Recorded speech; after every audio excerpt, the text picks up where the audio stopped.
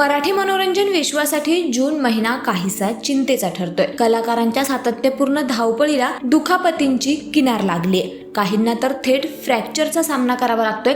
तरीही या कलाकारांनी शो मस्ट गो ऑन ही भावना जपत आपल्या जबाबदाऱ्या नेटानं पार पाडल्यात। शिकायला गेलो एक या नाटकात महत्त्वाची भूमिका बजावताना सुशील इनामदारच्या उजव्या हाताला फ्रॅक्चर झालं, तरीही नाटक थांबू नये म्हणून तो अपार जिद्दीने मंचावर उभा राहिला। हीच तर फॅमिलीची गंमत आहे। या नाटकाच्या दरम्यान शलाका पवारच्या पायाला लोखंडी वस्तू लागून दुखापत झाली, मात्र तरीही नाटक सुरूच ठेवण्यासाठी तिची झटपट सुरू होती। ज्येष्ठ अभिनेत्री शुभा खोटे यांची मुलगी भावना बलसावरच्या हाताला फ्रॅक्चर झाल्याने ती शिर्डीवाले साईबाबा या मालिकेतून काही काळासाठी विश्रांतीवर आहे, तर दुसरीकडे प्रार्थना बेहरेच्या गुडघ्यावर शस्त्रक्रिया करण्यात आली असून ती सध्या सक्तीच्या विश्रांतीवर आहे। तर अभिनेत्री गिरिजा ओक हिच्या पायाला देखील फ्रॅक्चर झाल्याचं समोर आले, त्यामुळे चाहत्यांमध्ये चिंता व्यक्त केली जाते।